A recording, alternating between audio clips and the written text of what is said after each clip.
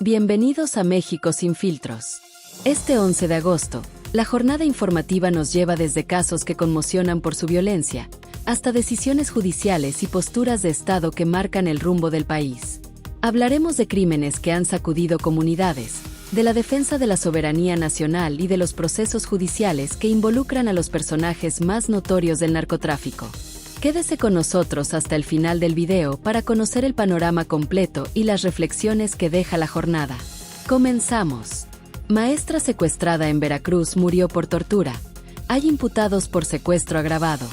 La Fiscalía General del Estado de Veracruz informó que la maestra María del Carmen N., privada de su libertad el pasado 3 de agosto en el municipio de Tantoyuca, murió a consecuencia de actos de tortura cometidos durante su cautiverio. De acuerdo con el comunicado oficial, las investigaciones han permitido identificar y detener a 2 personas, quienes fueron presentadas ante un juez de control bajo la acusación de secuestro agravado. La autoridad judicial dictó prisión preventiva oficiosa mientras se desarrolla la etapa de investigación complementaria. La víctima, conocida por su trayectoria docente en la región, fue localizada sin vida días después de su desaparición en una zona rural. Peritajes forenses confirmaron que las lesiones que presentaba corresponden a agresiones físicas severas y no a causas naturales. Colectivos de mujeres y sindicatos magisteriales exigieron justicia y la implementación de medidas de protección para docentes en regiones donde la violencia y la inseguridad han ido en aumento. Señalaron que los casos de secuestro contra profesionistas y líderes comunitarios generan un impacto social profundo y dejan secuelas de miedo en la población. La Fiscalía aseguró que continuará con las investigaciones para identificar a más implicados, y no descartó que el crimen esté vinculado a grupos delictivos que operan en la zona. Cuando la violencia alcanza a quienes dedican su vida a la enseñanza, se hiere no solo a una persona, sino al tejido mismo de la comunidad que educan y protegen. Juez en Nueva York fija plazo para que Departamento de Justicia decida sobre aislamiento de Rafael Caro Quintero. Un juez federal en Nueva York determinó que el Departamento de Justicia de Estados Unidos deberá resolver antes del 22 de agosto si mantendrá o modificará el régimen de aislamiento impuesto a Rafael Caro Quintero, fundador del extinto Cártel de Guadalajara y actualmente recluido en una prisión de máxima seguridad en Carolina del Norte.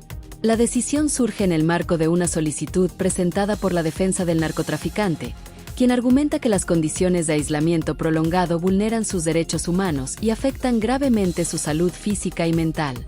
Caro Quintero, de 72 años, permanece bajo medidas restrictivas especiales desde su extradición a Estados Unidos en 2023, tras ser acusado de diversos delitos, entre ellos el secuestro y asesinato del agente de la DEA Enrique Kiki Camarena. El juez Brian Cogan, quien lleva otros casos emblemáticos del narcotráfico mexicano, señaló que la autoridad penitenciaria debe justificar de forma clara la necesidad de mantener estas condiciones extremas, o en su defecto, proponer un cambio que permita un régimen menos restrictivo. Organizaciones de derechos humanos han advertido que el aislamiento prolongado puede considerarse una forma de trato cruel e inhumano, mientras que funcionarios estadounidenses sostienen que las medidas son necesarias para garantizar la seguridad interna y prevenir la comunicación de Caro Quintero con organizaciones criminales.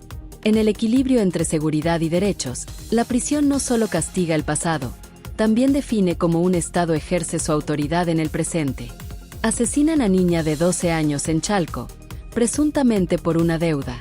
La Fiscalía General de Justicia del Estado de México investiga el asesinato de una niña de 12 años en el municipio de Chalco, presuntamente relacionado con el cobro de una deuda.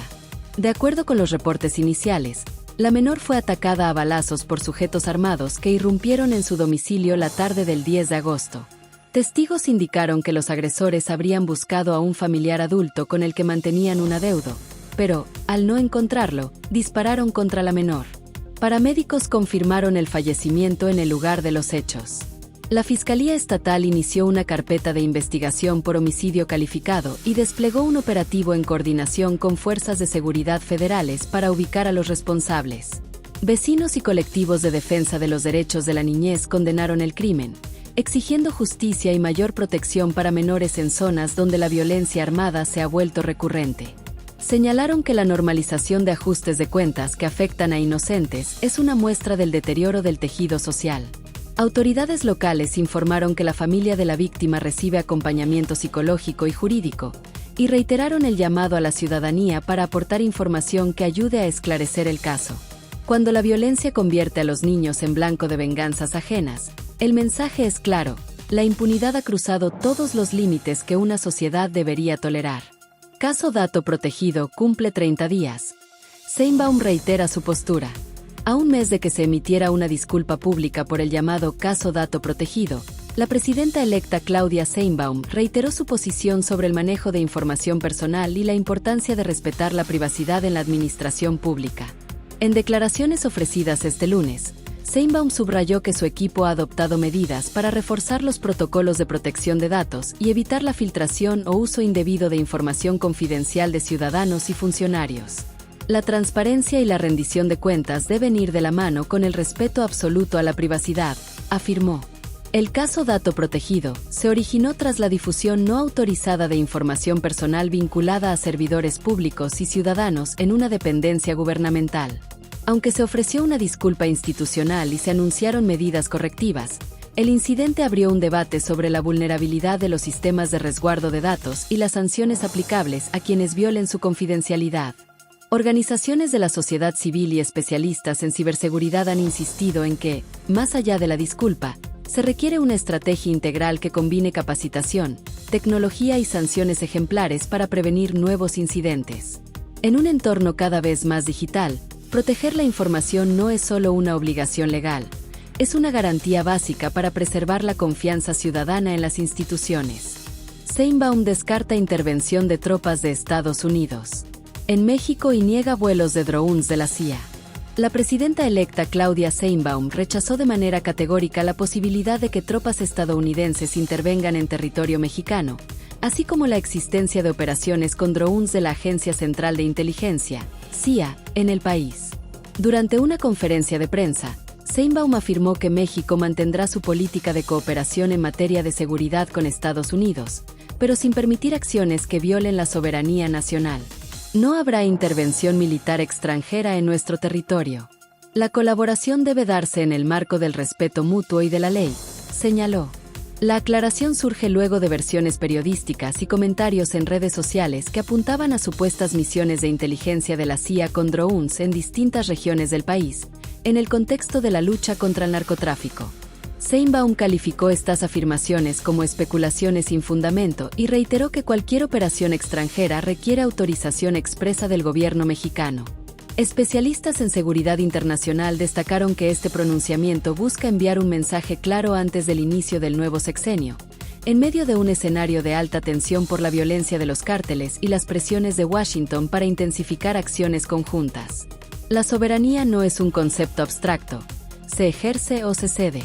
Y en tiempos de incertidumbre, cada declaración oficial define el alcance real de esa autonomía.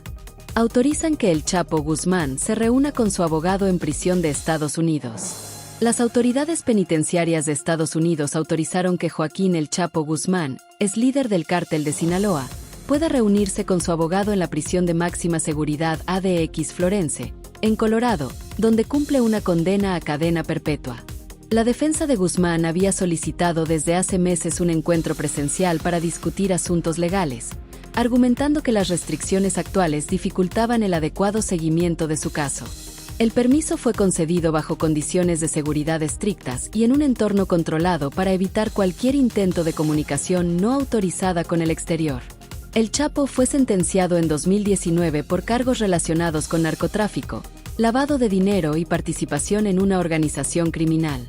Desde entonces, permanece en régimen de aislamiento casi total, con salidas mínimas de su celda y contacto extremadamente limitado con otras personas.